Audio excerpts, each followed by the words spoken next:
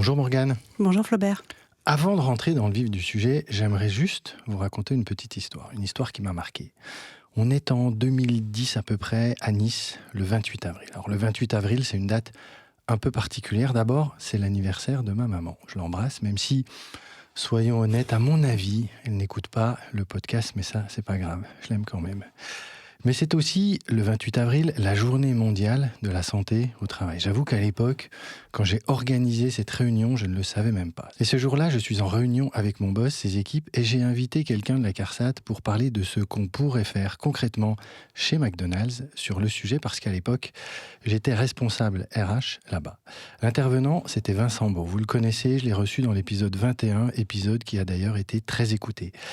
Et ce jour-là, donc, ce 28 avril, j'ai un vrai choc. Quand Vincent nous a expliqué le lien direct entre le taux d'accident du travail, son impact évidemment massif sur la masse salariale, et surtout le fait que ce taux, il peut être mal calculé. Oui, mal calculé. Et qu'il faut donc systématiquement le vérifier. Je le rappelle ici pour poser les bases, le taux AT, c'est un pourcentage appliqué à la masse salariale, un chiffre qu'il y a sur la fiche de paye de chaque salarié. Donc entre 3, 5 et 6%, vous comprenez que ce n'est pas juste une nuance comptable, on parle de dizaines de milliers d'euros.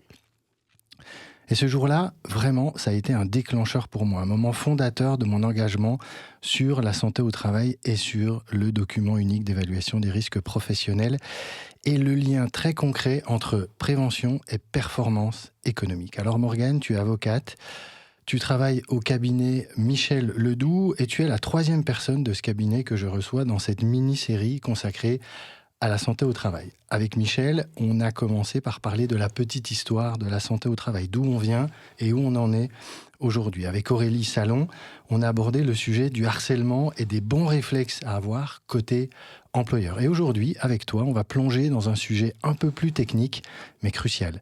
Les accidents du travail, les maladies professionnelles, la fameuse tarification et surtout, comment faire pour réduire cette tarification. Parce que, soyons clairs tout de suite, les montants en jeu donnent parfois le vertige. Mais avant de plonger dans tout ça, qui es-tu, Morgane Courtois d'Arcolière ?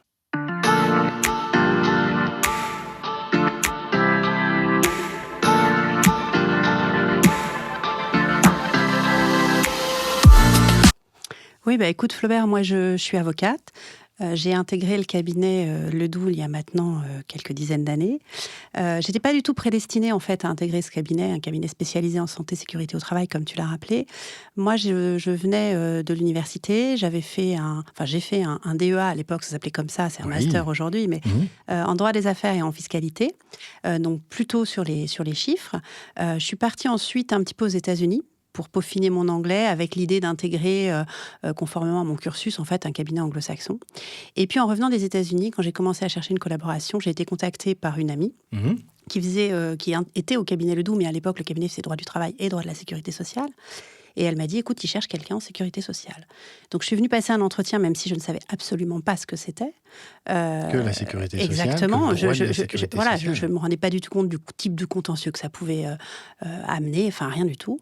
Et j'ai rencontré Michel Ledoux, qui, c'était un vendredi, à la fin de l'entretien, m'a tendu la main, m'a dit, écoute, Morgane, si tu tapes dans ma main, je t'attends lundi matin et je te formerai. Alors, j'ai tapé dans la main, je suis revenue le lundi matin. Un peu en te disant... De toute façon, j'avais rien à perdre. Voilà, c'est un premier boulot. Moi, je cherchais plutôt un cabinet à taille humaine. Le fait de me spécialiser me faisait pas peur. Je voulais un cabinet aussi avec beaucoup de contentieux. Je voulais plaider. Et j'avais un peu peur de ça en intégrant un cabinet de droit des affaires. J'avais peur de faire beaucoup plus de conseils que de contentieux. Donc, je suis arrivée le lundi matin. Et effectivement, Michel a tenu ses promesses. Il m'a formée.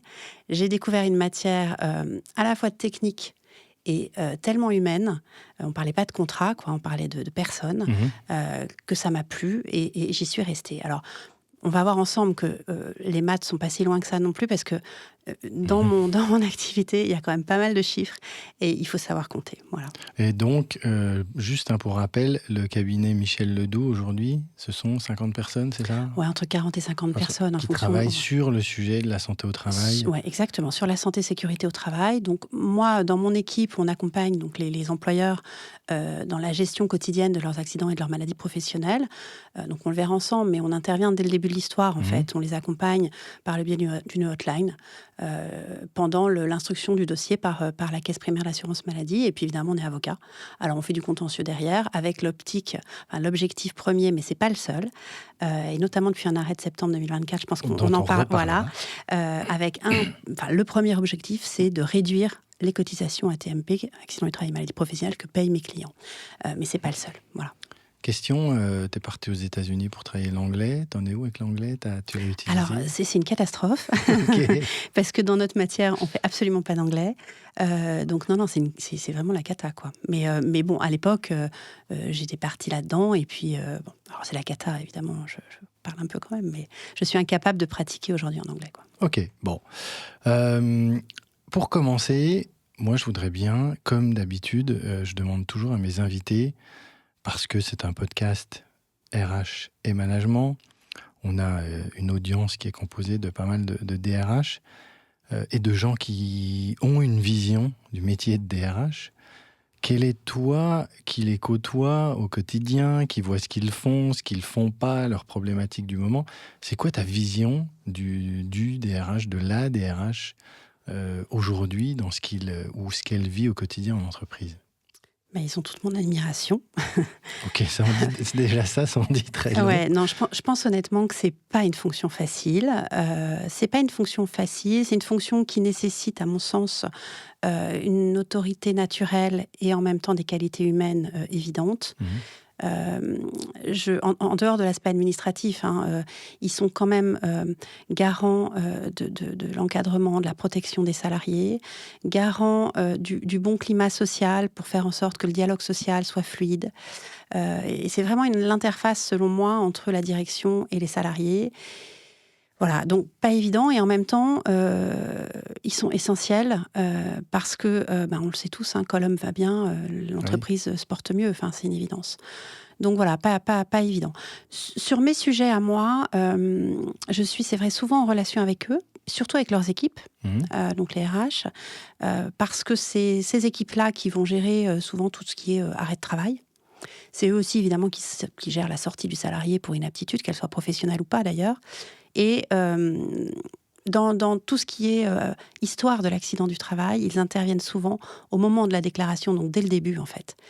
C'est souvent les RH qui font la déclaration, qui font la lettre de réserve, qui rédigent, qui répondent aux questionnaires des organismes de sécurité sociale et qui parfois même gèrent le contentieux derrière. En fonction de l'organisation de l'entreprise, ils ne le font pas forcément seuls. Ils associent souvent le préventeur quand il y en a un, mais malheureusement, il n'y en a pas encore dans toutes les sociétés. Donc voilà. Ok, donc je retiens qu'ils ont toute ton admiration parce qu'évidemment ils ont une fonction qui est quand même très complexe, à la fois technique, à la fois en relation avec l'humain. Oui, puis il ne faut pas les oublier. J'ai beaucoup d'amis, moi, qui sont à ces fonctions-là et qui souvent me disent on porte les autres, on porte notre équipe, on porte tous les salariés de l'entreprise, on entend beaucoup de choses. Elles sont pas forcément dans le développement RH, qui est le côté plutôt sympa. Il y a aussi parfois des décisions difficiles à prendre. Donc, il faut arriver à dormir le soir, voilà. Et souvent, on ne s'occupe pas vraiment d'eux, en fait. Donc, oui, toute mon admiration. Les DRH sont là pour les autres, mais qui est là pour eux, au final? C'est un peu comme un ascenseur qui ne revient jamais. Il y a rarement de renvoi d'ascenseur. C'est vrai que c'est une population un peu seule. Je l'ai vécu, et d'où ce podcast, d'où tout ce qu'on essaie de faire pour les accompagner. Je m'étais dit qu'on allait commencer par la tarification, mais au final, là, tu as commencé à parler de la déclaration d'accident du travail. Je vais te laisser libre de commencer par ce sur quoi tu as envie de commencer. Je préviens juste nos auditrices, nos auditeurs, là, on va avoir, à mon sens, une vraie masterclass sur les accidents du travail, la tarification, ce qu'il y a avant, après, derrière, tout ce qu'on ignore, tout ce qu'on ne comprend pas, ou parce que c'est tellement compliqué, ou on ne s'est jamais vraiment renseigné sur le sujet. Donc, attachez vos ceintures, et puis on est parti pour cette masterclass sur les accidents du travail et la tarification. On commence par quoi? La déclaration? Tout de suite, on rentre dans la tarification? Peut-être ce que c'est qu'un accident du travail, une maladie professionnelle, ou est-ce que tu penses que ça, c'est évident pour tout le monde? Très bien, allons-y comme ça. Parce que souvent, on a l'impression que c'est facile. Et puis, en fait, pas du tout. déjà, il faut bien avoir conscience que l'employeur, il n'a aucun pouvoir, en fait, sur la qualification de l'accident ou de la maladie professionnelle. C'est l'organisme de sécurité sociale, alors ça va être la caisse primaire d'assurance maladie si on est dans le régime général, la MSA si on est dans le secteur agricole, mais c'est elles, en fait, qui vont décider si c'est un accident du travail ou une maladie professionnelle. Il y a une autre réalité qu'il faut avoir en tête, c'est que un même dossier d'accident du travail n'aura pas forcément la même réponse devant différentes caisses primaires, devant différents tribunaux et même devant différentes cours d'appel. Donc il n'y a pas de logique, on va dire, nationale. Oui, donc il y a quand même des grands critères sur lesquels on peut réfléchir, mais c'est vrai qu'un même dossier ne donnera pas la même réponse partout. Donc nous, au cabinet, on a une carte de France, en fait, avec les endroits les juridictions qui acceptent ce type de dossier comme accident du travail, celles devant lesquelles on peut aller contester, voilà. Attends, je te coupe juste, mais c'est énorme. Ouais. C'est-à-dire que vous avez une carte en disant, bon, alors à Grenoble, ça passe. À Bordeaux, ah non, là ça passe pas, donc attention. À Rennes, ils sont plutôt comme ça. Enfin, c'est fou. Après évidemment, les cas très classiques auront la même réponse partout, on est d'accord. Oui. Hein. Ça, c'est vraiment sur des cas particuliers. Mais oui, ça existe. Alors après, une fois qu'on a dit ça, il y a quand même une définition qui est donnée par les textes. Alors allons-y sur cette définition. Alors, elle est hyper longue. Mais en fait, elle est contenue dans l'article 411-1, c'est le seul article que je vous donnerai, hein, c'est sûr. Oui. Et en fait, quand on lit cet article, on s'aperçoit que moi, c'est une définition que j'appelle fourre-tout. C'est-à-dire que tu as l'impression que tout peut être pris en charge au titre d'un accident du travail. Et comme c'est le cas à chaque fois qu'un texte est trop large, en fait, c'est la jurisprudence qui doit interpréter le texte, eh bien, c'est ce qui s'est passé pour la notion d'accident du travail. C'est la jurisprudence qui a dessiné, en fait, les contours de cette notion. Et ça évolue très souvent. La jurisprudence évolue constamment. Et c'est pour ça que souvent, moi, quand je fais des formations pour les entreprises, on me dit « Oui, Morgane, on sait ce que c'est qu'un accident du travail. » Et à la fin de la formation, puis on va quand même en reparler un petit peu. On me dit « finalement, on ne savait pas tant que ça. » Voilà, donc la jurisprudence, elle a donné une définition et pendant longtemps, on n'en a eu qu'une seule définition. Elle existe toujours, mais elle a été complétée depuis. Il fallait en fait qu'une lésion apparaisse soudainement, alors la lésion physique ou psychique, apparaisse soudainement au temps et au lieu du travail, à un moment où le salarié est soumis à l'autorité de son employeur. Oui, donc il y a ces trois grands critères. Voilà. Il se passe quelque chose sur le lieu du travail, au moment du travail, et quand il est sous la responsabilité hiérarchique de son N+1. Exactement. Mais après, on comprend bien que au moment du travail, déjà aujourd'hui, avec le télétravail, etc., ça c'est quand même pas mal ouvert. Sur le lieu de travail, quand on est commercial, qu'on est dans sa voiture, qu'on va chercher un sandwich, il y a des milliers de cas. Il y a des tonnes de cas, voilà. Et c'est vrai que cette définition, elle en perturbait déjà certains, parce que moi, j'ai souvent des gens qui me disent « Mais attendez, je me suis pas pris le marteau sur la tête, quoi. Enfin, mon salarié s'est pas pris un marteau sur la tête. Si tu veux, il y avait pas besoin, il y a toujours pas besoin de l'intervention d'un événement extérieur. L'apparition, moi, j'arrive au travail, je me baisse en ramassant un post-it, je me bloque le dos. Très bon cas. Apparition d'une lésion, j'ai mal au dos, au temps et au lieu du travail, accident du travail. Et on a même été plus loin, puisqu'on a posé, en fait, une présomption d'imputabilité. Alors, pas de panique, c'est pas très compliqué. C'est quoi, en fait? C'est une présomption qui dispense le salarié de prouver le lien entre sa lésion et son travail. C'est-à-dire que quand la lésion apparaît dans ces conditions, soudainement, au temps et au lieu du travail, elle est présumée liée au travail. Y compris si le dit salarié, de ton exemple, a déménagé la veille. Donc apporté plein de choses, etc. À titre personnel, il n'a pas déménagé les bureaux. Et le lendemain, il soulève un post-it, il se bloque le dos. C'est un accident du travail. Oui, y compris les malaises. Et ça, en ce moment, c'est très compliqué pour les entreprises. On peut avoir des salariés qui arrivent sur le lieu de leur travail, qui n'ont même pas commencé leur journée, qui ont encore leur manteau sur l'épaule. Ils font un malaise, temps et lieu du travail. Ils sont dans l'enceinte de l'entreprise. C'est présumé être lié au travail. Alors, présomption d'imputabilité. Donc là, ça va être à l'employeur de dire je conteste ou autre. Alors, déjà, il y a les rapports entre le salarié et la caisse. Quand la caisse, elle va instruire ce dossier, si elle veut refuser, il va falloir qu'elle établisse qu'il y a en fait une cause totalement étrangère au travail à l'origine du malaise, par exemple, ou de ma douleur au dos. D'accord ? Ce qui va être compliqué. Donc, les caisses, souvent, elles prennent en charge, elles appliquent la présomption d'imputabilité, elles ne se posent pas de questions. Derrière, l'entreprise, effectivement, quand elle va vouloir contester, elle va devoir, on dit dans notre jargon juridique, renverser la présomption, en démontrant que le travail n'a joué aucun rôle, si minime soit-il. Autrement dit, qu'une cause totalement étrangère au travail est à l'origine de la lésion. Et quand on parle d'un malaise, par exemple un malaise cardiaque, vous savez très bien qu'on n'a pas accès, les employeurs n'ont pas accès au dossier médical de leurs salariés, et venir démontrer la cause totalement étrangère au travail, on en reparlera peut-être quand on parlera du contentieux médical, mais c'est quasiment une preuve impossible aujourd'hui à apporter. Donc alors il y a des choses à faire, on verra, mais voilà.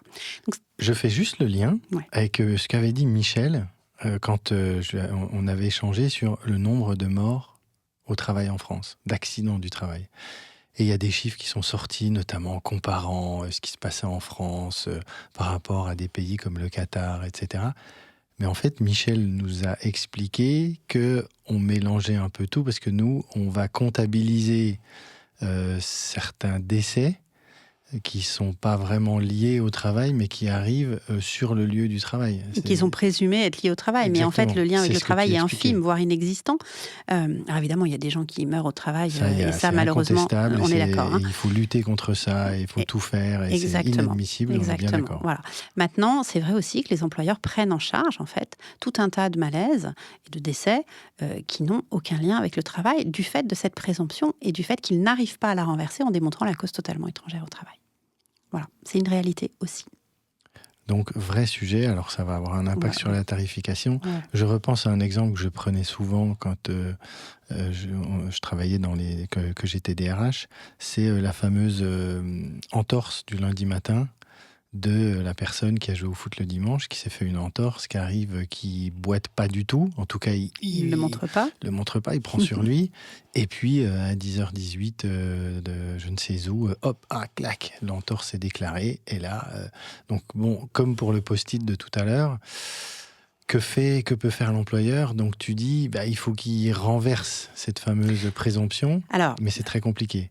Alors, il y a quand même, on verra après la suite de la notion d'accident du travail, parce que je n'ai pas fini avec cette notion. Mais la première question à se poser, du coup, pour que la présomption s'applique, il y a quand même une règle. C'est qu'il faut qu'on ait la preuve que les lésions soient apparues soudainement au temps et au lieu du travail. Et ça, c'est au salarié de rapporter cette preuve-là. Ou quand l'employeur conteste la décision de la caisse, c'est à la caisse de dire j'ai pris en charge parce que les lésions sont apparues soudainement au temps et au lieu du travail. D'accord ? Donc, la première question à se poser déjà, ça va être, est-ce qu'on appelle ça la matérialité des faits ? Est-ce qu'elle est établie ? Si oui, alors la présomption va s'appliquer. Donc, la matérialité des faits, ça va être, est-ce qu'il y a un témoin ? Parce que c'est pas parce que le salarié dit qu'il s'est fait son entorse le lundi en arrivant que c'est comme ça que ça s'est passé. Et l'idée, en fait, c'est de démontrer, il y a la version du salarié et peut-être qu'il y en a une autre. C'est pas de dire que tous les salariés mentent, mais peut-être qu'il y en a une autre. Donc, l'autre, ça va être, si j'ai pas de témoin, ça va être un indice. Si j'ai pas de témoin et que c'est pas normal, parce que autour il y a des personnes, le salarié n'est pas un travailleur isolé, c'est encore moins normal. Alors là, tu me dis qu'il a montré à personne qu'il était arrivé, mais si quelqu'un, on entend dire écoutez, moi je l'ai vu arriver ce matin sur le parking, il était déjà en train de boiter, etc. Ça va être un élément. Tout ça, et on va voir comment peut-être tout à l'heure, c'est des questions à se poser au moment de la rédaction de la déclaration et au moment de la rédaction éventuellement d'une lettre de réserve. Ok. Voilà. Tu disais que tu n'avais pas fini. Oui, j'ai pas fini. C'est ça. Donc je t'ai dit, la première définition, c'était la lésion qui apparaît soudainement au temps et au lieu de travail à un moment où le salarié est soumis à l'autorité de l'employeur. Et si ça s'est établi, alors présomption d'imputabilité. Maintenant, la notion d'accident du travail a évolué en jurisprudence et on admet aujourd'hui que des lésions qui n'apparaissent pas au temps et au lieu du travail, qui apparaissent en dehors, puissent être qualifiées d'accident du travail. Je pense notamment à un cas. Ça, c'est depuis 2003 à peu près. Un cas qui a donné lieu à un arrêt de la Cour de cassation, c'était une tentative de suicide qui avait été faite par un salarié à son domicile. À un moment où il était en arrêt maladie, donc l'arrêt maladie suspend le contrat de travail. Donc on voit là que le lien avec le travail est quand même très distendu. Eh bien, sa tentative de suicide a été qualifiée d'accident du travail. Pourquoi ? Parce que son manager venait d'être condamné pour harcèlement moral, pénalement, quelque temps auparavant. Et donc, on a fait le lien, en fait, entre cette tentative de suicide et le travail. La grande différence, et c'est super important pour vous, les RH, de comprendre ça, c'est que seule dans ma première définition, la présomption d'imputabilité s'applique. Quand la lésion apparaît en dehors du temps et du lieu de travail, il n'y a pas de présomption. Et donc, c'est au salarié de prouver le lien de causalité entre sa lésion et son travail. Voilà. Donc ça, c'est vraiment une vraie différence. Dans tous nos contentieux, c'est quelque chose de très important. Ça veut dire que autant... On a pris l'exemple de l'entorse, ok, mais il peut y avoir l'effet inverse, c'est-à-dire que le travail engendre une maladie, un problème, et que ce problème se déclare sur du temps perso, en dehors du lieu de travail. Et donc là, ce sera au salarié de prouver l'imputabilité. Et elle ne sera pas automatique.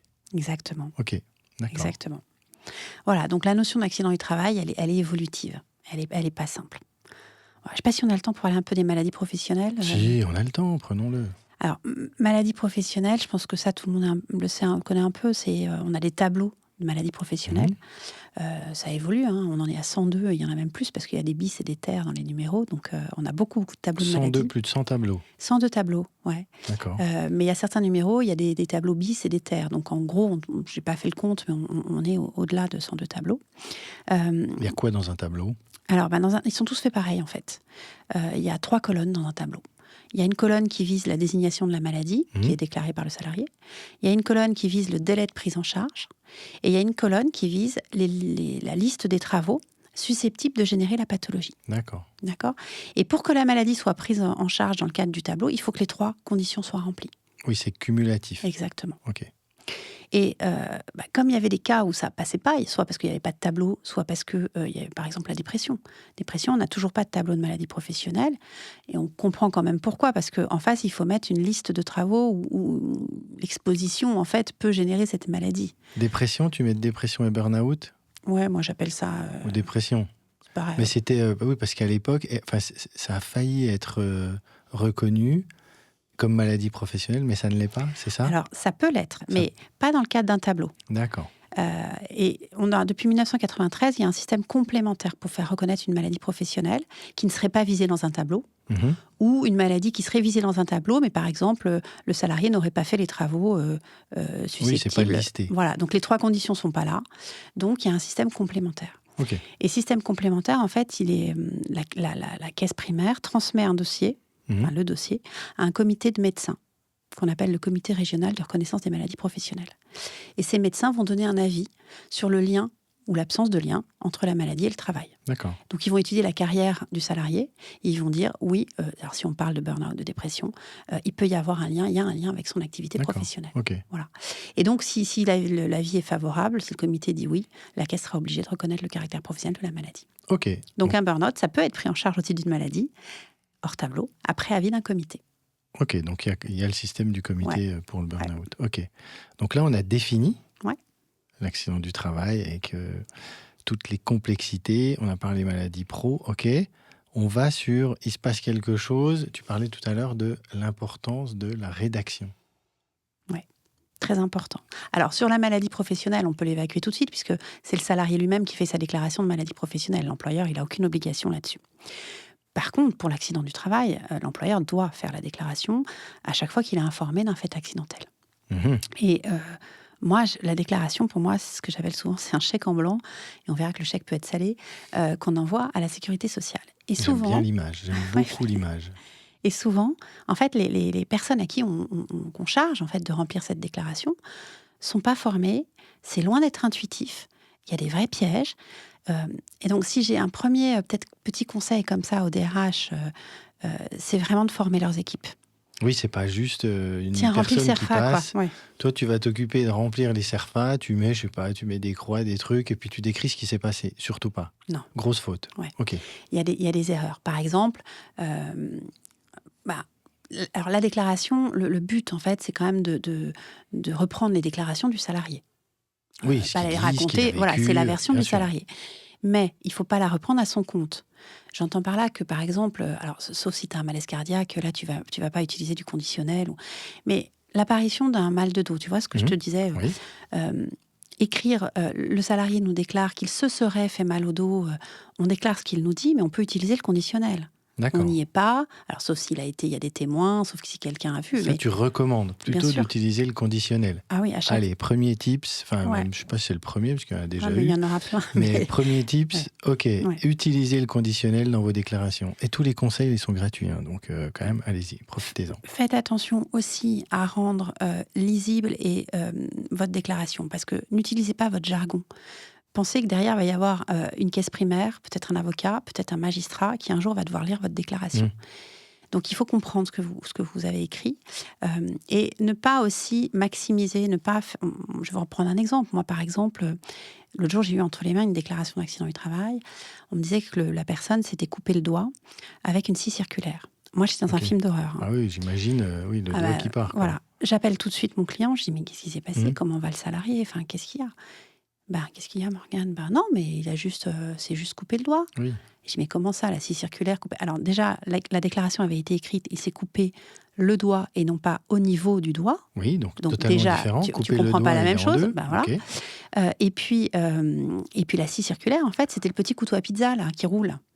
Ok, une scie circulaire. D'accord, ok. Ça, ils appellent ça une scie circulaire. Exactement. Sauf que, donc, on a réécrit sans évidemment raconter n'importe quoi. Il ne s'agit pas. C'est la déclaration du salarié, mais il faut se mettre à la place en fait de quelqu'un qui n'est pas dans l'entreprise et qui va lire ça. Il faut se mettre aussi à la place de l'inspection du travail qui pourrait recevoir cette déclaration sur son bureau. Se dire, je vais vite aller voir ce qui se passe dans la boîte. Exactement. Voilà. Donc, c'est pas la même de se couper le doigt avec une scie circulaire que de se couper au niveau du doigt avec un petit rouleau à pizza. Là. Petite parenthèse, comment l'inspection du travail peut recevoir ça sur son bureau? La caisse transmet. La caisse transmet en disant, oula, là, gros truc, monsieur l'inspecteur du travail, je vous envoie ça, vous en faites ce que vous voulez. Attention à la manière dont vous écrivez les choses. Ouais. Autre super conseil, ok. Il y en a d'autres sur la déclaration, si tu vas-y. Bon. Souvent aussi, on me dit, où je lis sur les déclarations, alors qu'il ne portait pas ses équipements de protection individuelle, le salarié, monsieur machin, s'est fait mal, etc. Grave erreur. Alors ça part d'une bonne intention, parce qu'on se dit, je vais dédouaner l'entreprise. En fait, je ne suis pas responsable. Il avait qu'à porter ses EPI, équipements de protection individuelle. Bon. Sauf que le comportement du salarié, fautif ou non d'ailleurs, ne change pas la qualification de l'accident du travail. Okay. Tu peux ne pas avoir respecté des consignes, tu peux avoir un règlement intérieur qui soit super carré et que le gars fasse ce qu'il veut, fasse avec sa tête. S'il y a l'accident du travail... C'est de ta faute, en tant qu'employeur. C'est pas une question de faute, mais c'est juste la lésion est survenue au temps et au lieu du travail, bing, quoi. Et peu importe, tu vois, le comportement du salarié ne rentre pas là-dedans. En revanche, on va étudier les comportements de l'entreprise comme du salarié si, derrière, on vient rechercher sa responsabilité dans le cadre d'un recours en faute inexcusable de l'employeur. Et là, d'avoir écrit que le salarié ne portait pas ses équipements de protection individuelle, c'est embêtant parce que l'employeur, il est responsable non seulement de donner ses équipements, mais de s'assurer que le salarié les porte. Et donc, en écrivant ça, en fait, tu signes un peu une responsabilité. Tu as failli, en fait, parce que tu ne t'es pas assuré qu'il portait bien ses EPI. Donc voilà, éviter, ça ne changera rien sur la qualification. Donc il vaut mieux rien dire sur le sujet, exactement. Plutôt que de vouloir dire, je vais dire que c'est de sa faute parce qu'il n'a pas respecté. En fait, c'est à moi, employeur, de faire respecter. Exactement. Donc je suis en train de dire, j'ai pas fait le job. Exactement. Ok. D'autres conseils comme ça dans la rédaction? Oui, le témoin. Oui. Le témoignage en droit français, c'est la reine des preuves. Donc, quand tu notes un témoin sur une déclaration et que, par ailleurs, dans le cadre d'une lettre de réserve, tu ne remets pas en cause, par exemple, la qualité de ce témoignage, tu signes un peu les choses. C'est-à-dire que tu auras du mal derrière à contester qu'il s'est bien passé quelque chose au temps et au lieu du travail. Donc, vraiment s'assurer, quand le salarié vous donne le nom d'un témoin, il ne s'agit pas évidemment de douter de tout ce qu'on vous raconte, mais... s'assurer, alors peut-être en entendant le soi-disant témoin, lui dire avec des questions ouvertes, évidemment, pas fermées, mais on m'a dit que tu avais été témoin. De quoi as-tu été témoin? Est-ce que tu peux me raconter? Et dans certaines, alors ça ne s'appliquera pas dans toutes les entreprises, mais dans certaines entreprises, on s'aperçoit en fait qu'il y a des témoins qui sont fabriqués. Oui, ça arrive. Voilà. Et que quand on interroge quelqu'un, déjà quand l'employeur l'interroge, oula, c'est compliqué d'aller, je ne vais pas tester, moi je suis, j'ai rien vu, non, j'ai rien vu, comme par hasard. Je pensais que ça allait pas aller jusque-là, quoi. Voilà, donc, exactement. J'ai dit que j'étais là, mais bon. Mais non, voilà. Ou alors, on a une version des faits qui n'est pas la même que celle de la victime. Donc ça, c'est intéressant aussi. Ne pas, en fait, la déclaration ne doit pas être une simple chambre d'enregistrement. Okay. Il faut montrer, il faut débanaliser l'accident. Il faut montrer, et puis de toute façon, c'est important pour la prévention, pour tout ça, mais il faut montrer aux salariés en fait qu'on se préoccupe de ça et que c'est pas parce qu'on vient nous voir en disant j'ai victime d'un accident qu'on remplit un peu n'importe comment sur le coin d'une table, un CERFA et voilà. Oui, parce qu'il y a y aller par le haut en disant ok, de toute façon c'est un truc important qui s'est passé, je veux comprendre potentiellement pour demain éviter que ça se renouvelle. Et puis peut-être qu'au passage, je vais me rendre compte que si on regarde le verre à moitié vide, c'était pas tout à fait comme ça que ça s'est passé. Et là, on en revient à ce qu'on disait tout à l'heure avec l'entorse ou autre. S'intéresser de toute façon à son accident, que Bien ce sûr. soit, enfin, à son accidentologie, que ce soit au niveau de la déclaration, c'est toujours important en termes de prévention. Oui, c'est ça le terme aussi derrière. C'est comme ça aussi qu'on fait de la prévention. Bien sûr. On n'est pas en train de dire que tous les salariés Non. qui ont des accidents du travail sont des menteurs et qui montent des dossiers. Pas du tout. C'est pas du tout le débat. En revanche, c'est comprendre comment bien faire les choses. Et oui, ça arrive. Moi, j'en ai vu un paquet de déclarations qui étaient pas de vraies déclarations d'accident du travail. Donc, comment faire aussi par rapport à ça? Ok. Ouais, et puis en te préoccupant pas de ça, tu peux créer du risque aussi. Parce que quand tu laisses faire, en fait, que tu Mhm. fais des déclarations comme ça, sans te poser de questions, sans jamais contester, sans rien, tu accrédites en fait la possibilité que c'est possible dans l'entreprise de faire ce genre de choses. Et du coup, tu vas avoir les petits malins, ceux qui connaissent les ficelles ou qui sont pas très mot loyal est peut-être pas le bon mot, mais tu vois, enfin voilà, Oui. vont user, abuser du système. On joue avec la règle. Exactement. À côté de ça, tu as les gars super sérieux qui peuvent aussi évidemment se faire mal, mais qui du coup vont assumer l'absentéisme, parce qu'on parle de ça, Bien sûr. de leurs petits copains, et qui vont pas non plus forcément être très contents. Donc c'est aussi vertueux pour moi de s'intéresser à ces accidents dès la déclaration. Rappelons toujours que la première victime de l'absent, c'est pas le manager, c'est pas le client, c'est pas l'entreprise, c'est C'est pas le le collègue. patron, c'est le collègue qui doit bosser pour deux. On Exactement. ferme la parenthèse, mais important. Ok, d'autres choses comme ça dans la déclaration où on a déjà Le couvert? tiers peut-être, puis après je pense que Oui, c'est bon. ok. En fait, quand un tiers est responsable d'un accident, ça ne change pas la qualification d'accident du travail. En revanche, ça peut permettre à l'entreprise de ne pas assumer le coût de cet accident sur ses cotisations. Alors le tiers qui est responsable, tu peux nous donner un Ouais. exemple? Alors déjà, le tiers, c'est toute personne qui est étrangère à l'entreprise, extérieure à l'entreprise. Ok, Un exemple, j'ai un commercial qui prend la route, il a un accident de la circulation, il y a un autre véhicule impliqué, il y a un tiers responsable. qui est fautif, Voilà. qui crie un stop, il rentre dans la voiture du commercial. Voilà. Alors, si la responsabilité de ce tiers est reconnue, Mhm, elle peut l'être de manière amiable ou de manière judiciaire. mhm, Ça reste un accident du travail, évidemment. d'accord. Donc, voilà. Mais l'entreprise n'assumera pas le coût de cet accident. Ok, donc ça sera bien naté. Oui, En revanche, ça ne sera pas impacté sur ses le compte cotisations. employeur, ses cotisations. Exactement. Donc important. Mais Donc- ça restera un accident du travail, ce qui là préserve les droits et la protection du salarié. Bien sûr. Ok, d'accord. Ok, très bien. Très Voilà. clair. Après, il y a encore, mais bon, je pense que déjà avec ça, On est pas mal. on est pas mal. On est Ouais. pas mal. Juste, tu as évoqué un terme qui est important. Je veux bien qu'on fasse un petit focus là sur la faute inexcusable. Ça, c'est un terme qu'on emploie, qu'on entend souvent et qu'on emploie. C'est quoi cette faute inexcusable de l'employeur? Alors, la faute inexcusable, en fait, tu sais que la réparation des victimes d'accidents du travail et de maladies professionnelles est forfaitaire. Mhm. Elle est issue d'une loi de 1898, donc c'est un très vieux système. Oui, c'est vrai. Et en fait, le salarié, donc on a mis en place cette fameuse présomption d'imputabilité dont je t'ai parlé. Donc il n'y a pas besoin de prouver une faute de l'entreprise à l'origine d'un accident pour être indemnisé. J'ai des lésions qui surviennent soudainement au temps et du travail, elles sont prises en charge. Mais du coup, l'indemnisation du salarié va être limitée. Elle va être limitée à son préjudice économique. Donc on va lui rembourser ses frais médicaux, Mhm. on va lui rembourser ses jours non travaillés, c'est les indemnités journalières. Oui. Et puis, s'il a des séquelles, on va lui octroyer ce qu'on appelle un taux d'incapacité permanente partielle, un taux d'IPP, Mhm. et il va pouvoir percevoir une rente. Ok.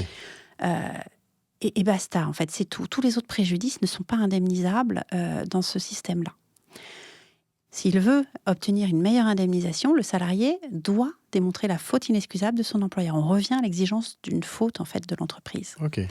Et dans ce cadre-là, il y a des critères, mais s'il y arrive, il a le droit à une meilleure indemnisation. Mais il faut savoir qu'aujourd'hui encore, l'indemnisation des victimes d'accidents du travail n'est pas intégrale.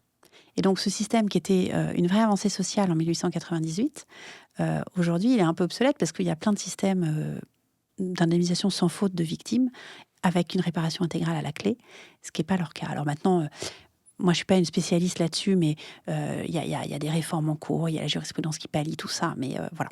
Alors, question, quand tu dis, parce que tu as énuméré 3 éléments qui étaient indemnisés quand il y a un accident du travail qui est reconnu, Mais qu'est-ce qui n'est pas indemnisé? Quand tu dis, quand il y a une Ouais. faute inexcusable, en gros, il va pouvoir être indemnisé de plus. Qu'est-ce qui reste comme... Bah, par exemple, les souffrances physiques et morales, Donc le précium doloris, voilà, là? la douleur, Ok. ça va être le préjudice esthétique, Oui, ok. ça va être le préjudice d'agrément. Donc D'accord. d'agrément, c'est tout ce que tu pouvais faire avant comme Que tu peux activité que plus. tu peux plus faire. Donc ça, Ou il que tu fais... faut une faute inexcusable pour arriver à Exactement. être indemnisé de ça. Ouais. Donc il faut prouver là que l'employeur n'a pas respecté son obligation en matière de santé, sécurité au travail. Exactement. Il y a 2 critères pour reconnaître la faute inexcusable. Il faut, et c'est le salarié qui doit les démontrer. Mhm. Il doit prouver en fait que son employeur avait conscience d'un risque pour sa santé, pour sa sécurité, Mhm. et que face à ce risque, il n'a pas mis les mesures de protection adéquates. D'accord. Voilà.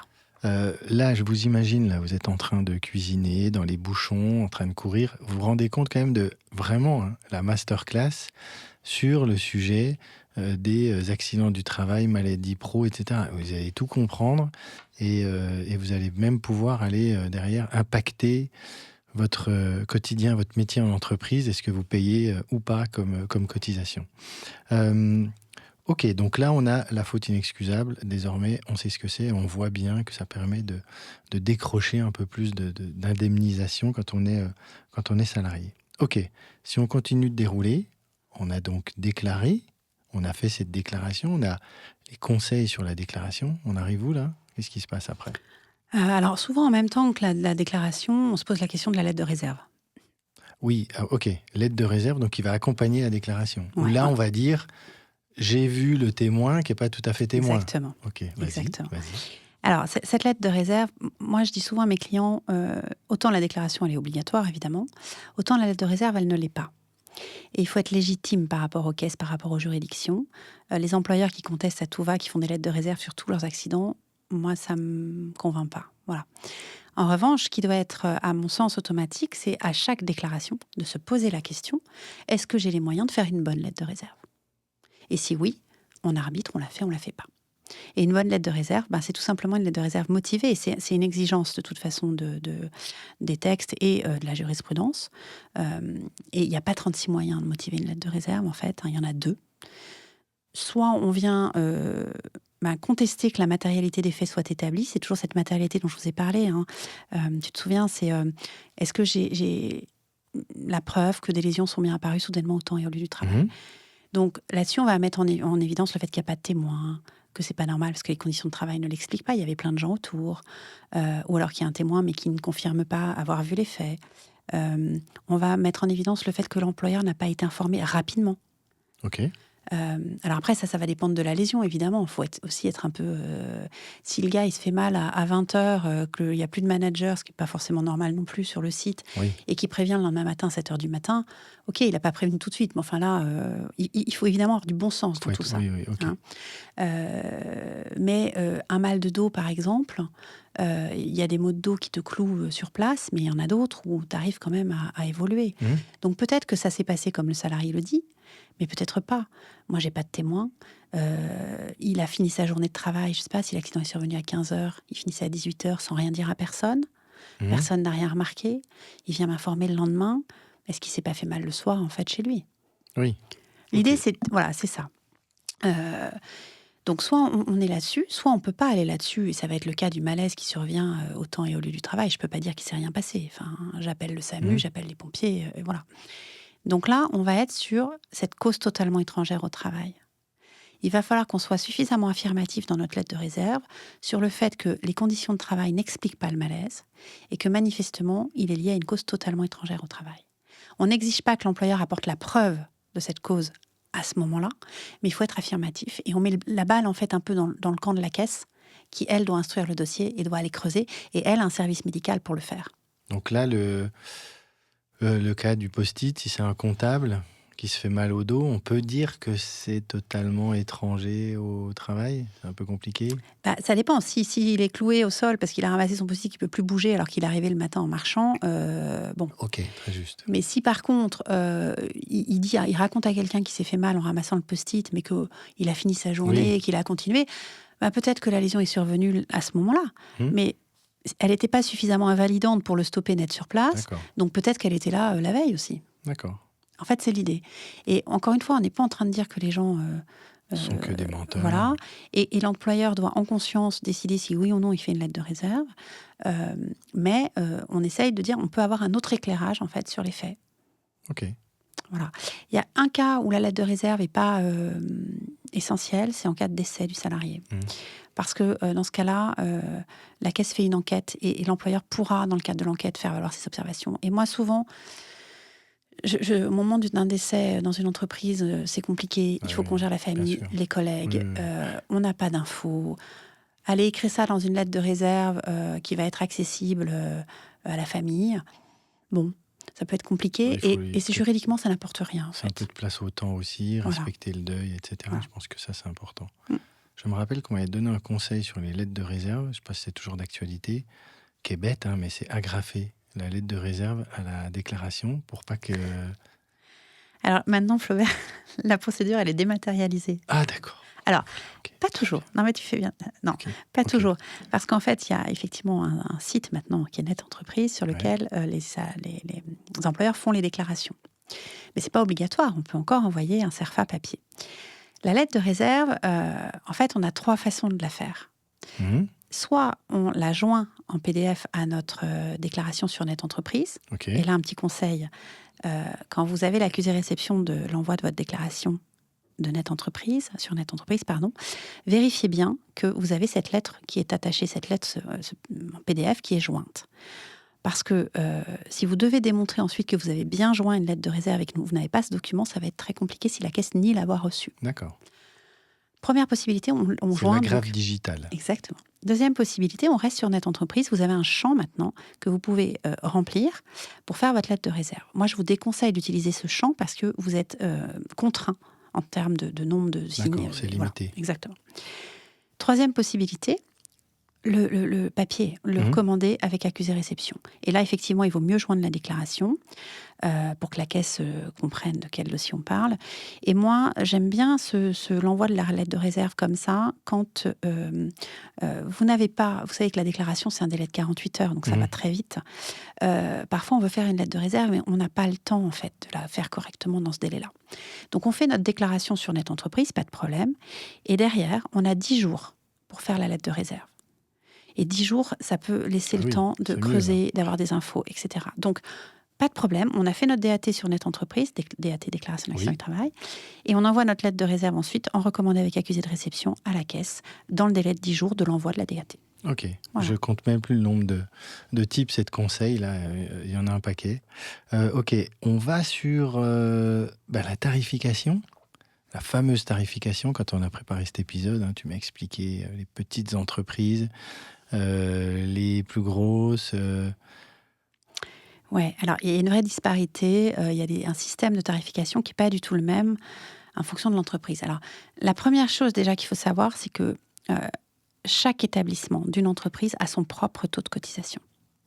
Je dis tout de suite que pour ceux qui peuvent nous écouter, que je mets de côté le BTP et l'Alsace-Moselle. Ce sont des exceptions et voilà.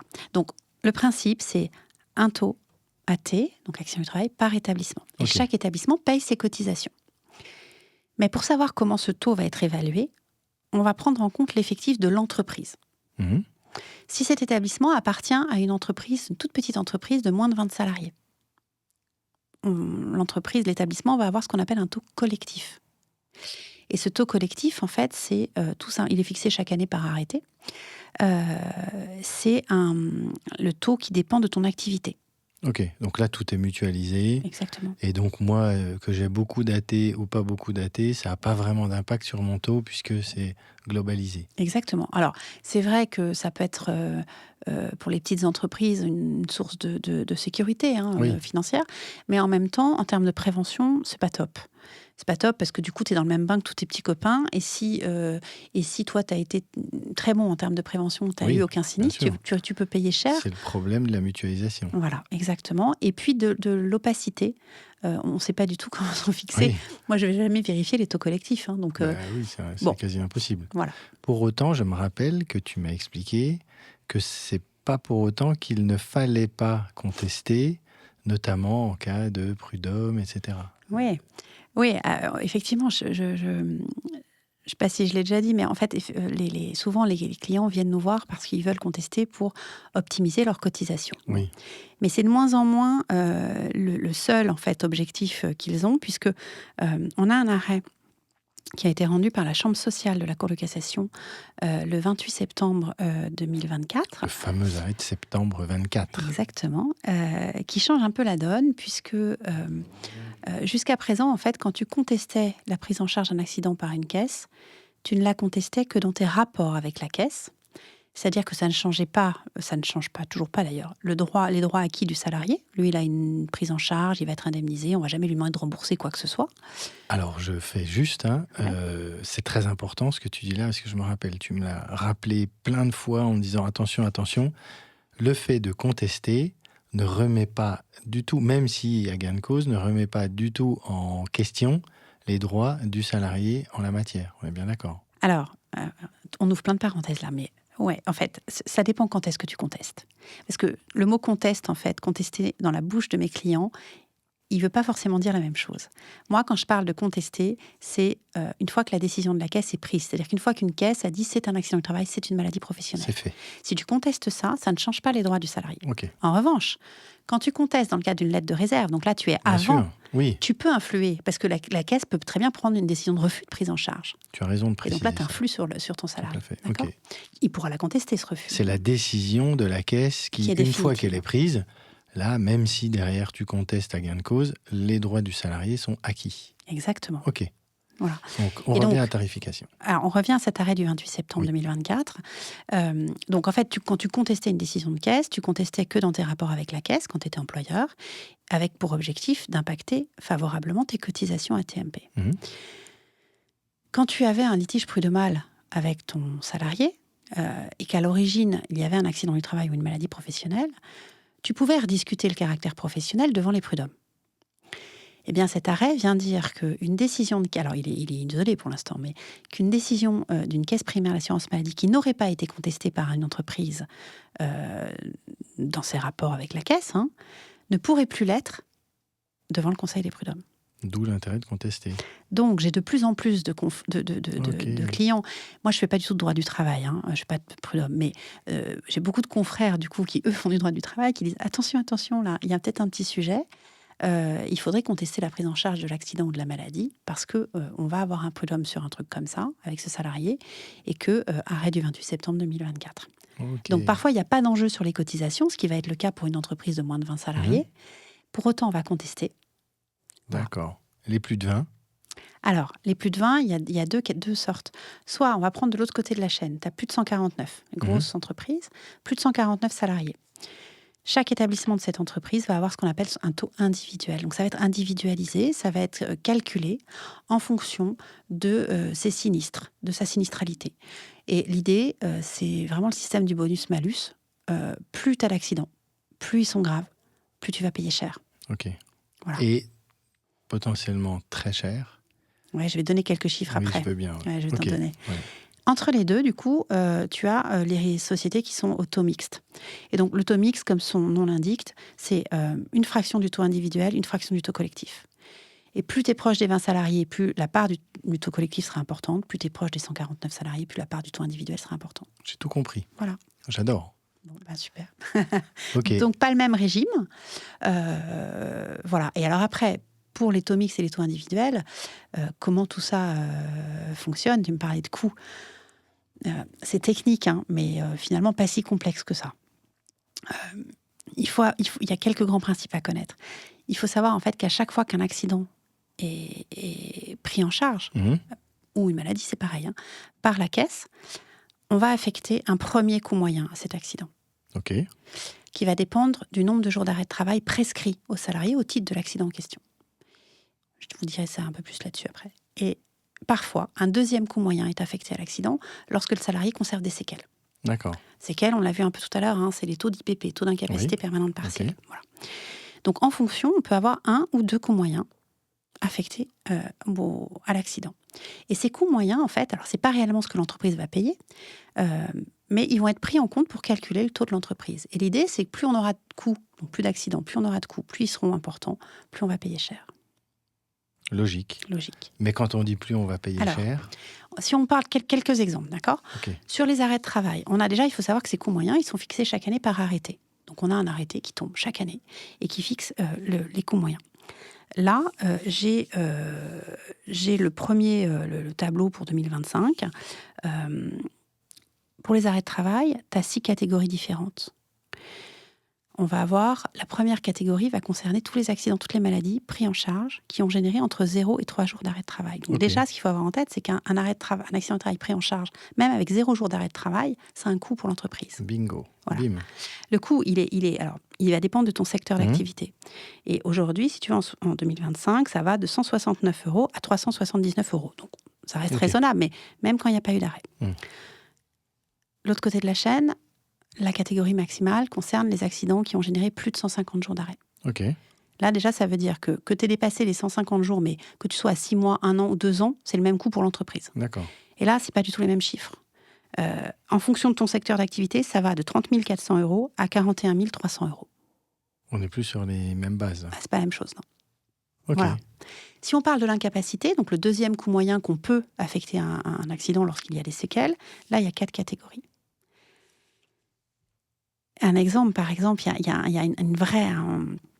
ça va dépendre donc de ton taux d'IPP, mais il y a un vrai gap, en fait. Quand le salarié a moins de 10% d'incapacité, c'est environ 2 200 € de coût moyen pour l'employeur. Ok. 10%, on est entre 53 400 € et 68 000 €.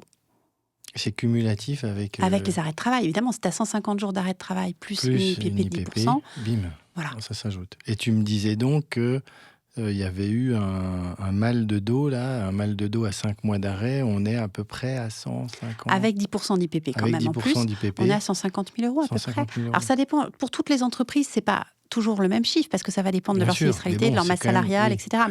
Mais ça chiffre énormément. Et on ne s'en rend pas compte, parce qu'un mal de dos, 5 mois d'arrêt, il y en a tous les jours dans les entreprises aujourd'hui. Bien sûr.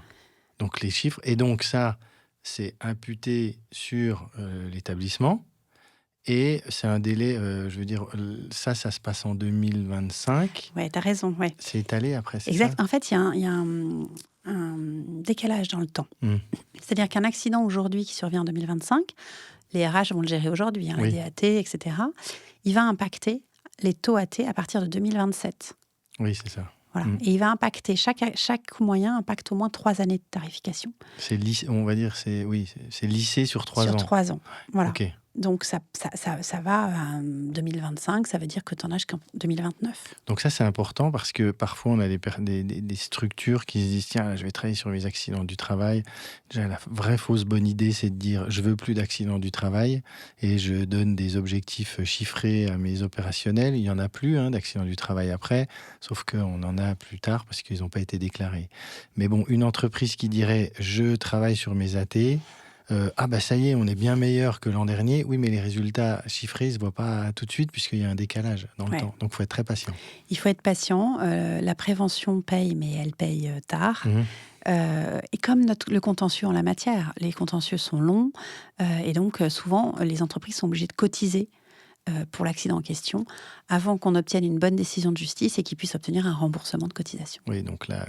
Et alors, justement, sujet dont on a parlé quand on a préparé cet épisode, l'entreprise a gain de cause. Donc l'accident du travail n'est pas un accident du travail. On se dit, elle a payé des sommes. Bon, qu'est-ce qui se passe avec ces sommes ? Alors, il y a 2 situations différentes. Soit effectivement l'entreprise a déjà cotisé pour l'accident. Et donc, dans ce cas-là, quand on va gagner, on va demander à la CARSAT, parce que c'est la CARSAT, en fait, qui calcule les taux de cotisation. On va lui demander de recalculer les taux impactés à la baisse. Oui. Et avec ça, on va aller voir l'URSSAF et on va lui demander un remboursement de cotisation qu'on aura versé en trop. Indûment versé. Indûment versé. Et on a une prescription de 3 ans à compter de la décision favorable qu'on a obtenue pour avoir pour demander le remboursement. Soit, et c'est souvent maintenant le cas, on a gagné le dossier avant même, du fait de ce décalage, si tu veux. Oui, il y a un peu de temps. Voilà, avant même que l'employeur ait cotisé pour l'accident. Et dans ce cas-là, l'entreprise n'a pas de remboursement de cotisation à Elle n'a demander à rien l'URSSAF, versé. elle n'a rien versé. Mhm. Mais en revanche, elle a fait des économies. Et si le dossier n'avait pas été gagné, elle aurait payé des cotisations beaucoup plus importantes. Ok. Donc ça se simule, ça se calcule. Là où voilà, mon cursus un peu plus fiscaliste, droit des affaires et puis bac scientifique avant m'aide, parce qu'effectivement, il y a plein de calculs à faire. D'accord. Tu m'avais expliqué là le système de ce qui ce qui basculait. Ouais.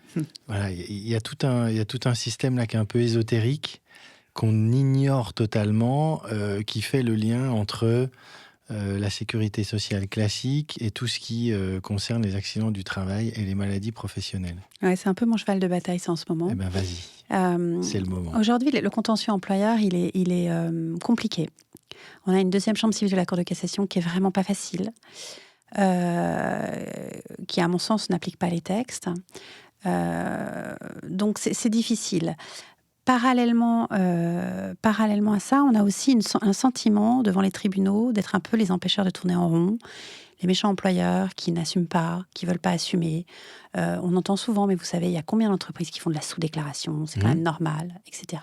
Sous-déclaration, c'est je déclare pas l'accident du travail. Exactement. Okay. Moi, alors pour le coup, je ne suis pas du tout d'accord avec ça, mais dans mes conseils. Mais bon, c'est ce qu'on entend en fait. Okay. Et donc, on a vraiment une image aujourd'hui devant les tribunaux qui évolue et pas favorablement. Donc, il faut un peu expliquer, se battre. Et moi, je me suis posé la question, pourquoi on avait cette jurisprudence défavorable, cet accueil, en fait, qui n'est pas forcément terrible. Alors, ça dépend des tribunaux, évidemment, mais... Et je me suis dit, mais est-ce que c'est pas une question financière? Est-ce qu'ils se disent pas, en fait, on a les moyens, les entreprises ont les moyens d'assumer, elles veulent pas assumer. Et puis, quand on nous parle tous les jours du trou de la sécurité sociale, de la branche maladie qui va pas bien, j'ai fini par comprendre que certains magistrats n'étaient pas forcément tous formés là-dessus et qu'ils pensaient que quand un employeur contestait un accident et obtenait une bonne décision, effectivement, il n'allait pas assumer sur ses cotisations le coût de l'accident, mais que ce que la caisse avait quand même versé aux salariés allait du coup être répercuté sur la branche maladie. Et donc que les méchants employeurs allaient creuser le trou de la sécurité sociale. Okay. Bon, c'est absolument faux. Ça reste. Les branches ne sont pas étanches, en fait. Donc, ce qui est pris en charge par la branche AT-MP reste dans la branche AT-MP. Si jamais un employeur obtient une inopposabilité, et donc le fait de ne pas assumer, lui, sur ses propres cotisations, voilà, ce que la caisse a versé, en fait, va être répercuté sur l'ensemble des entreprises par le biais des majorations. Les formules de calcul de taux sont assez complexes, mais on prend en compte donc la sinistralité, la masse salariale de l'entreprise, et ensuite on ajoute des majorations. Et une de ces majorations prend en compte en fait tous les recours employeurs qui ont abouti, et donc ça va être répercuté sur les majorations des années suivantes de toutes les entreprises. Si je schématise en disant il y a un accident du travail, il est contesté, il est reconnu comme non-accident du travail, l'employeur va être remboursé des sommes indûment versées, mais pour autant, ça reste, entre guillemets, comptabilisé comme s'il y avait eu accident du travail, et ça va venir impacter les taux AT, puisque c'est pas rebasculé dans la partie sécurité sociale classique. Ce qui est hallucinant, parce que tu vois, on nous accueille. Moi, aujourd'hui, c'est compliqué, alors que, j'ai envie de dire, mais attendez, quand on vient demander à vérifier, par exemple, on en reparlera tout à l'heure, mais tout ce qui est contentieux médical, tu sais, la durée des arrêts, etc., c'est quand même l'employeur qui assume. S'il obtient une bonne décision, ça va n'impacter ni le salarié, ni la caisse, ni la branche maladie. Ça reste dans la branche AT-MP, alors même qu'on vient nous dire que ça n'aurait pas dû l'être. Et pour autant, on nous met des bâtons dans les roues dans le cadre du contentieux. Parfois, j'avoue que j'ai du mal à comprendre, moi. Oui, c'est... Donc, j'explique et souvent, il arrive, je demande à tous mes collaborateurs de plaider ça aux audiences. Et on a certains magistrats qui... je pense, vu leur tête, ne connaissaient pas forcément le système. Pas ça. Et pas en tous, revanche, non. certains opposent en disant, oui, bon, ça compense la sous-déclaration, c'est ça? Le fait que tous les AT ne sont pas déclarés, bon, donc ceux-là, vous les gardez, mais les autres, vous les avez pas. Oui, en même temps, on ne parle pas des malaises qui surviennent alors que le gars vient juste de passer la porte et qui n'ont aucun lien avec le travail, qu'on va assumer. Exactement. Sujet, alors justement, contrôle des arrêts maladie, c'est un sujet... Des arrêts de travail. Ouais. Comment Ouais, en fait, parfois, on ne peut pas contester l'accident ou la maladie. C'est bien l'accident, on se met une maladie, mais on n'est pas d'accord avec les proportions que ça va prendre. Et on va vouloir contester les arrêts de travail. On trouve que c'est trop long. Mhm. Et franchement, il y a des enjeux, puisque je t'ai dit, il y avait des tranches, des coûts moyens étaient différents en fonction du nombre de jours d'arrêt de travail prescrits. Donc, si tu limites, si tu réduis les arrêts de travail, Ah oui, forcément, tu réduis tes bien cotisations. sûr. Il y a la jurisprudence, parce que tout ça, c'est jurisprudentiel, a posé une sorte de règle qui est la suivante, en fait. À chaque fois que sur le certificat médical initial, il y a un arrêt de travail qui est prescrit, Mhm. s'applique une présomption, encore une présomption d'imputabilité. Ok. Ça veut dire que vont être présumés liés à l'accident tous les arrêts de travail prescrits par la suite, qu'ils soient prescrits en continu ou pas. Ok. D'accord Donc, ok, présomption. Et il faut que l'employeur, quand il conteste, apporte la preuve qu'une partie de ces arrêts au moins serait liée à une cause totalement étrangère au travail. Sauf que on est employeur, on n'a pas accès au dossier médical de notre salarié, donc on est un peu les mains dans les Mhm. poches, voilà, et avec une preuve qui est presque impossible à Ah oui. apporter. Donc, en fait, on a face à cette opposition de deux grands principes, puisqu'on a d'un côté le droit qu'un employeur qui assume le coût des arrêts de travail, le droit pour cet employeur de vérifier en fait ce qu'il paye. Mhm. Toi, quand tu payes une facture, tu la vérifies, quoi, Oui. par la logique. Bon. Et en face, on a le secret médical, l'accès au dossier médical du salarié. Donc, pour concilier en fait tout ça, le pouvoir réglementaire a bien fait les choses. On a un décret de 2018 qui est venu fixer un peu la procédure en matière de contentieux médical. Déjà, il a créé une commission qu'on appelle la commission médicale de recours amiable, qui est une commission qu'on doit forcément saisir avant d'aller devant un tribunal, Mhm. à chaque fois qu'on veut contester les arrêts de travail. Et devant cette commission, il a prévu tout un tas de délais, de règles. L'idée, c'est que l'employeur, quand il saisit la commission, va désigner un médecin pour le représenter. Et donc, le service médical de la caisse va devoir transmettre à ce médecin, donc on respecte le secret médical, c'est entre médecins, Oui. les éléments relatifs au dossier en question. Pas tout le dossier médical du salarié, on Oui, s'entend. bien sûr. Non, voilà. Et donc, le médecin conseil de l'entreprise fait son analyse et dit, on continue, c'est contestable ou ça ne l'est pas. En fait, il regarde s'il y a une cause totalement étrangère qui Oui. explique une partie des arrêts. Bon. Cette commission, elle avait été aussi mise en place à cette époque, pour 2018-19, pour que ça désengorge un peu les tribunaux. En disant, quand les employeurs auront accès aux pièces, il y a plein de dossiers dans lesquels on vérifie, puis c'est justifié, on ne poursuit pas le recours. Hein. Donc ça marchait très bien. Sauf qu'on a une cour de cassation qui est venue nous détricoter tout ça. Ça marchait trop bien, Voilà. peut-être. Et donc en 2021, ça a commencé en 2021, elle est venue dire les caisses qui jouent pas le jeu, qui transmettent pas les pièces devant la commission médicale, c'est pas grave. C'est pas grave, alors que les textes sont indicatifs, hein, c'est pas une possibilité. C'est pas grave parce que de toute façon, l'entreprise, elle a qu'à demander une expertise médicale judiciaire devant le tribunal. Mhm. Donc déjà, l'objectif de réduire le contentieux devant le tribunal, c'est mort. Et donc, il y a des dossiers où on arrive devant un tribunal sans pièces, et on dit, expertise pour pouvoir respecter ce secret médical et que je puisse vérifier. Et en 2024, elle est venue, toujours la deuxième chambre civile, elle est venue nous dire, oui, mais en fait, les tribunaux ne sont pas obligés d'ordonner l'expertise. Donc, on arrive dans des situations complètement ubuesques où l'employeur va payer Mhm.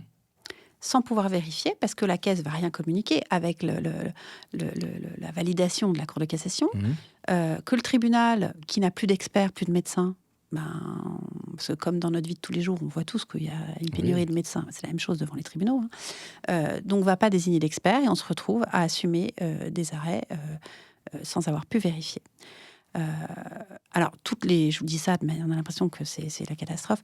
Tous les tribunaux, Dieu merci, sont pas comme Fonctionne ça. pas comme ça. Voilà. Et nous, ce que mes clients acceptent aussi, c'est de prendre à leur charge les frais d'expertise. Parce que souvent, les tribunaux manquent de médecins aussi, parce que ce qu'on paye ces médecins pour des expertises, c'est ridicule. C'est pas Voilà. suffisant. Donc il nous, faut, on accepte. Voilà. Mais c'est vrai que c'est un contentieux compliqué. Ok. Je pense qu'on a fait un très bon tour. J'ai encore une question quand même, que j'avais notée dès le début, mais que risque le salarié qui fait une fausse déclaration, mon exemple de l'entorse là, et on arrive à prouver que, en fait, non, l'entorse, il se l'est faite la veille en jouant au Five. Rien. Rien. Non. Ok. Bon, ben voilà, tout est dit. Tout est dit. L'employeur, lui, encourt beaucoup de choses, il paye, etc. Le salarié encourt rien. Bon, ben, c'est un peu...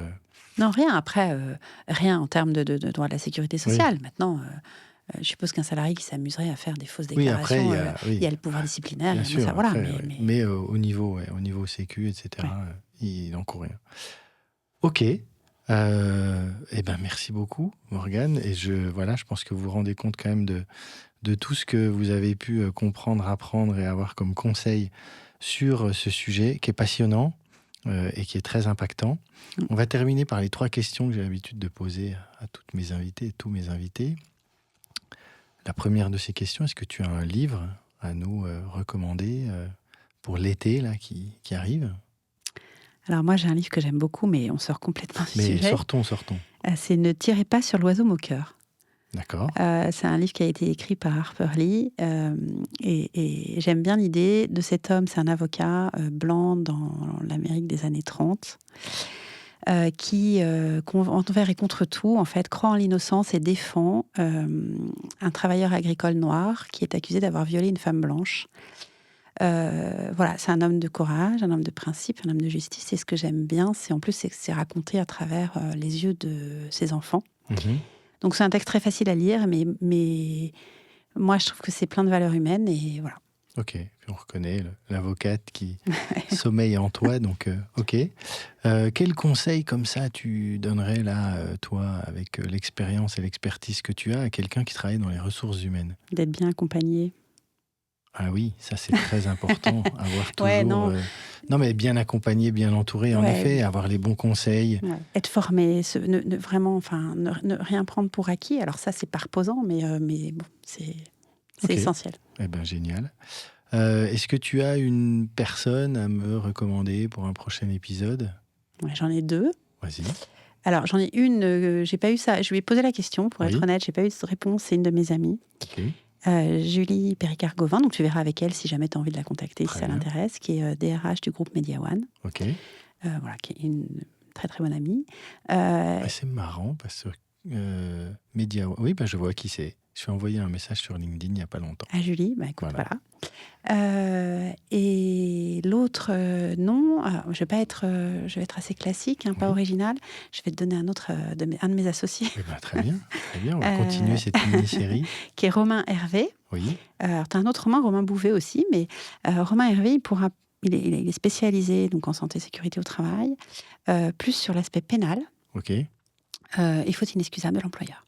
Eh ben voilà, on a commencé d'aborder le sujet, tu vois. Je savais pas que tu Voilà. allais Et en il fait les parler. risques psychosociaux aussi. Parfait. Ben, on va continuer cette mini-série avec Romain. Morgane, merci 1000 fois, 10 000 fois pour tout ce que tu nous as apporté et donné dans cet épisode. Et puis, ben, peut-être à bientôt pour une autre thématique. Merci à toi. Au revoir. Au revoir.